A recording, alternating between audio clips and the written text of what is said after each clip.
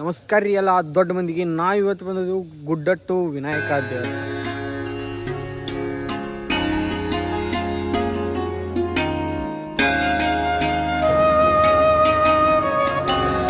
ಈ ಕ್ಷೇತ್ರದ ವಿಶೇಷ ಏನಂದ್ರೆ ಈ ಗುಡಿ ಪುರಾಣತ್ಲೆ ಒಂದು ಬಂಡೆಗಲ್ಲು ಒಳಗೆ ಐತಿ. ಅದು ಉದ್ಭವ ಮೂರ್ತಿ ಮೂಲ.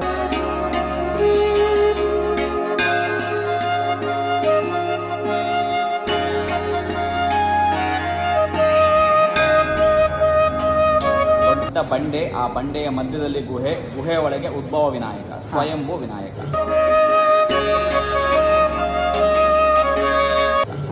ಇಲ್ಲಿಯ ವಿಶೇಷತೆ ಏನಂದ್ರೆ ಒಂದು ಸ್ವಯಂಭೂ ಉದ್ಭವ. ಉದ್ಭವದಲ್ಲಿ ಬಹಳ ಸ್ಪಷ್ಟ ಆಕಾರ ಇದೆ.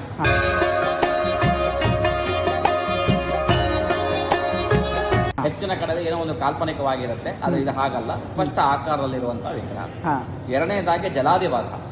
ಸದಾ 24 ಗಂಟೆ ಪೂಜೆಯ ಸಮಯ ಬಿಟ್ಟು ಎಲ್ಲ ಟೈಮ್ ನೀರೊಳಗೆ ಇರುವಂತ ಗಣಪತಿ, ಕಂಠ ಪ್ರಮಾಣದವರೆಗೆ ನೀರೊಳಗೆ ಇರುವಂತ ಗಣಪತಿ.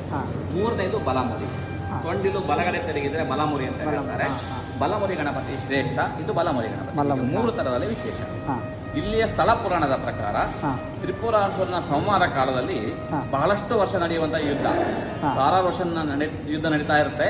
ಆದ್ರೆ ಒಂದು ದಿವಸ ಶಿವ ಗಣಪತಿಯ ಆರಾಧನೆ ಮಾಡದೆ ಯುದ್ಧಕ್ಕೆ ಹೋಗ್ತಾರೆ. ಯಾವುದೇ ಒಂದು ಶುಭ ಕಾರ್ಯಕ್ಕೆ ಹೋಗುವಾಗ ಮೊದಲು ಗಣಪತಿಗೆ ಪ್ರಾರ್ಥಿಸಬೇಕು. ಗಣಪತಿಗೆ ಮೊದಲ ಪೂಜೆ, ಮೊದಲ ನೈವೇದ್ಯ. ಆವತ್ತಿನ ಯುದ್ಧದಲ್ಲಿ ಶಿವ ಅದನ್ನು ಮರೆತು ಹಾಗೆ ಯುದ್ಧಕ್ಕೆ ಹೋಗಿದ್ದರಿಂದ ಅವನಿಗೆ ಯುದ್ಧದ ಸೋಲುಂಟಾಗತ್ತೆ. ಶಿವನಿಗೆ ಸೋಲಿಲ್ಲ. ಯಾಕೆ ತನಗೆ ಹೀಗೆ ಸೋಲಾಯಿತು ಅಂತ ತನ್ನ ದಿವ್ಯ ದೃಷ್ಟಿಯನ್ನು ನೋಡಿದಾಗ ಗೊತ್ತಾಗತ್ತೆ, ಗಣಪತಿಯಿಂದ ವಿಘ್ನ ಬಂತು ಅಂತ. ಗಣಪತಿ ಅಂದ್ರೆ ಮಗ, ಸ್ವಂತ ಮಗನಿಂದ ನನಗೆ ವಿಘ್ನ ಬಂತ್ರ ಅಂತ ಹಿಡಿದು ಶಿವನಿಗೆ ಕೋಪ ಬರುತ್ತೆ. ಕೋಪಗೊಂಡ ಗಣಪತಿಯ ಮೇಲೆ ಆಗ್ನೇಯ ಅಸ್ತ್ರವನ್ನು ಪ್ರಯೋಗ ಮಾಡ್ತಾರೆ. ಆದ್ರೆ ಯಾವ ಅಸ್ತ್ರ ಕೂಡ ಗಣಪತಿಗೆ ಏನೂ ಮಾಡೋದಿಲ್ಲ, ಅದು ಶಿವನೇ ಕೊಟ್ಟವರ. ಹಾಗೆ ಶಿವ ಬಿಟ್ಟ ಅಸ್ತ್ರ ಕೂಡ ಏನಾದ್ರು ಕೆಲಸ ಮಾಡದೇನೆ ವಾಪಸ್ ಬರುವಾಗಿಲ್ಲ. ಆಗ ಅಸ್ತ್ರ ಏನ್ ಮಾಡ್ತದೆ, ಗಣಪತಿಯನ್ನು ಎತ್ತಿಕೊಂಡೊಯ್ದು ಮಧು ಸಾಗರದಲ್ಲಿ ಕೆಡಿತದೆ. ಮಧು ಅಂದ್ರೆ ಜೇನು.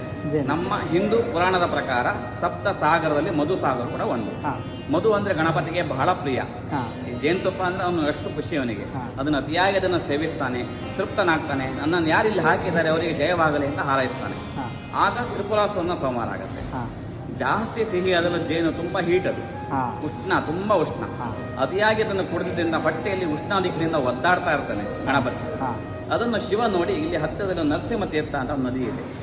ಆ ನದಿಯ ಪಕ್ಕದಲ್ಲಿ ಬಂಡೆ ಒಳಗೆ ನೀ ಜಲಾದಿವಾಸವಾಗಿರು, ನೀ ಅಲ್ಲಿಗೆ ನಿನ್ನ ಉರಿಯನ್ನು ಶಮನ ಮಾಡಿಕೊಳ್ಳು ಅಂತೇಳಿ ಇಲ್ಲಿ ಒಂದು ಸ್ಥಾನವನ್ನ ಕಲ್ಪಿಸಿದ್ದಾನೆ ಅಂತ ಪುರಾಣ ಉಂಟು. ಹೊಟ್ಟೆಯ ಉರಿ ಶಮನಕ್ಕೋಸ್ಕರ ತಣ್ಣಗಿರುವ ನೀರಿನಲ್ಲಿ 24 ಗಂಟೆ ಕುಳಿತುಕೊಂಡಿರುವಂತಹ ಗಣಪತಿ. ಇಲ್ಲಿ ವಿಶೇಷ ಪೂಜೆ ಅಂದ್ರೆ ಆಯಾರ ಕೊಡ ಅಂತ ಸೇವೆ ಮಾಡ್ತಾರೆ. ಇದೇ ಹೊಂಡದ ನೀರನ್ನು ಅಲ್ಲಿ ಸೇವೆ ಬಳಸ್ತೀವಿ.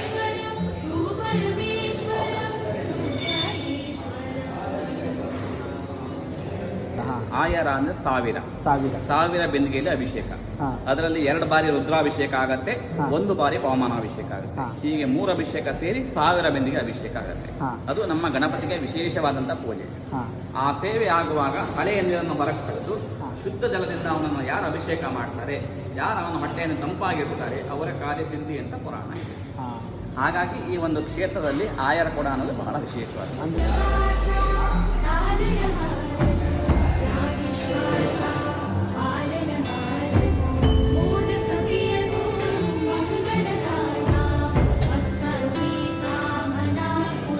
ಈಗ ಬುಕಿಂಗ್ ಮಾಡಿದ್ರೆ 2045 ಅಪಾಯಿಂಟ್ಮೆಂಟ್. ಅದು ಬಹಳ ವಿಶೇಷ. ದಿನಕ್ಕೆ 2 ಬಾರಿ ಆಗುತ್ತೆ. 7 ಗಂಟೆಯಿಂದ 10, 10ರಿಂದ 1, 2 ಪೂಜೆ ಆಗುತ್ತೆ. ಅಷ್ಟು ಬುಕಿಂಗ್.